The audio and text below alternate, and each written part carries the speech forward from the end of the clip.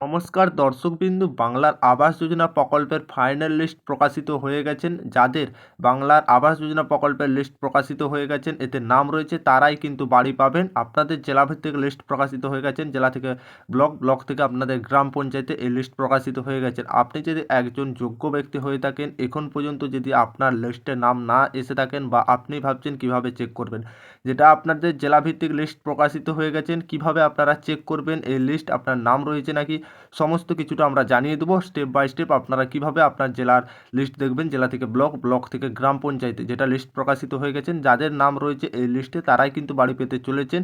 যেটা বর্তমানে যে আবারও আপনাদের ঘুরে আবাস যোজনা, বাংলার আবাস যোজনা প্রকল্পে যে সার্ভে হলো, এই সার্ভের পরে আপনাদের যে লিস্ট প্রকাশিত হয়েছে তাদের নাম কিন্তু প্রকাশিত হয়ে গেছেন, বা এই সমস্তরাই ডিসেম্বর মাস থেকেই টাকা পাবেন। সমস্ত কিছু বিস্তারিত আলোচনা করব আজকের এই ভিডিওর মাধ্যমে। অবশ্যই ভিডিওটি গুরুত্বপূর্ণ হতে চলেছে, ভিডিওটি শেষ পর্যন্ত দেখতে থাকবেন, উপকার আসবে। চ্যানেলে প্রথমবার এসে থাকলে অবশ্যই চ্যানেলটিকে সাবস্ক্রাইব করে অল নোটিফিকেশন অন করতে ভুলবে না। প্রতিবেদনে কি বলা হয়েছে একটু দেখে নেওয়া যাক। বাংলার আবাস যোজনা উপভোক্তার লিস্ট প্রকাশিত ইতিমধ্যেই হয়েছেন, কিন্তু তার আগে সার্ভের কাজ প্রত্যেক গ্রাম পঞ্চায়েতে অনুযায়ী করানো হয়েছে এবং 2022 সালে আবাস প্লাস লিস্ট অনুযায়ী এই সার্ভে করানো হয়েছিল। যার যোগ্য বা উপভোক্তা তাদের নামে এবার লিস্ট তোলা হয়েছে। তাই লিস্ট অনুসারে প্রথম কিস্তি 60,000 টাকা উপভোক্তাদের ব্যাংক অ্যাকাউন্টে 15ই ডিসেম্বর থেকে 30শে ডিসেম্বরের মধ্যে আসতে চলেছে। বাংলার আবাস যোজনা প্রকল্পের বর্তমানে সম্ভাব্য যেটা ফাইনাল লিস্ট প্রকাশিত হয়েছেন, সেই লিস্টে যদি কোনো ব্যক্তির কোনো কারণে অভিযোগ থাকে, তাহলে 3রা ডিসেম্বরের মধ্যে, যেহেতু আপনাদের একটা দরখাস্ত বা অভিযোগ জানাতে পারতেন, সেটা পেরিয়ে গেছেন, বা অর্থাৎ সাব ডিস্ট্রিক্ট অফিসে বা জেলা প্রশাসন অফিসে যোগাযোগ জানাতে পারতেন, বা আপনাদের ভিত্তি পুনরায় যাচাই করা হতো। যেহেতু তো বাংলার আবাস যোজনা সম্ভবত যেটা ফাইনাল লিস্ট অভিযোগ থাকলে বা 3রা ডিসেম্বরের মধ্যে সমাধান করার চেষ্টা করেছিলেন, সেটা কিন্তু যারা অভিযোগ জানিয়েছিলেন সমাধান হবেন 5ই ডিসেম্বরের মধ্যে। গ্রাম সভা থেকে অনুমোদন দেওয়া হবে, ব্লক কমিটি থেকে 9ই ডিসেম্বর অনুমোদন করা হবে এর মধ্যে, অর্থাৎ উপভোক্তাদের ব্যাংক অ্যাকাউন্টে যে প্রথম কিস্তির টাকা পাঠানো হবে 60,000 টাকা 15ই ডিসেম্বর থেকে 30শে ডিসেম্বর পর্যন্ত।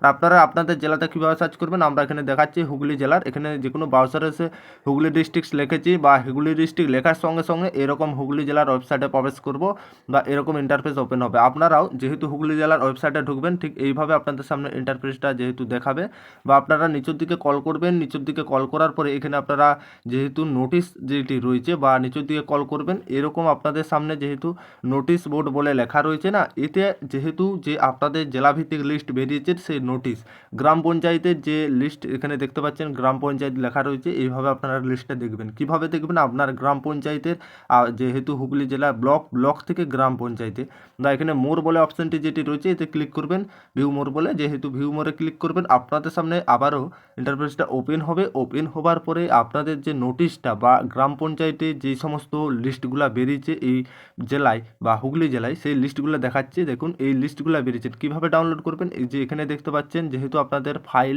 বলে যেটা 8 MBর একটা ফাইল রয়েছে, এটা আপনারা কিন্তু এই যে ডাউনলোড বলে অপশান রয়েছে, এতে আপনারা ক্লিক করবেন। আপনার যেহেতু যেই গ্রাম পঞ্চায়েতের বেরিয়েছেন, আপনার যদি গ্রাম পঞ্চায়েত এখানে উল্লেখিত থাকে, আপনি এই ফাইল বলে যে অপশানটি রয়েছে, এতে আপনাদেরকে কী করতে হবে, ক্লিক করতে হবে। আপনারা যখনই ক্লিক করবেন, আপনাদের যে 8 MBর ফাইলটা, এটা কিন্তু ডাউনলোড হয়ে যাবেন। ডাউনলোড হয়ে যাওয়ার সঙ্গে সঙ্গে আপনাদের সামনে ঠিক একটু, যেহেতু আপনাদের লোড নিতে বা সমস্যা হবে নেটওয়ার্কের জন্য, তারপরে পরবর্তী সময় আপনাদের সামনে সেই লিস্টটা প্রকাশিত হয়ে যাবেন। আপনারা সেখানে লিস্টে আপনার নাম রয়েছে কিনা এইভাবে কিন্তু পুরো প্রসেসে দেখে নিতে পারবেন। আর এইভাবে আপনারা অন্য জেলা থেকে দেখে থাকলেও আপনারা আপনাদের জেলার লিস্ট খুব সহজেই দেখে নিতে পারবেন। আশা করি বুঝতে পেরেছেন। ভিডিও ভালো লাগলে অবশ্যই লাইক করতে ভুলবেন না।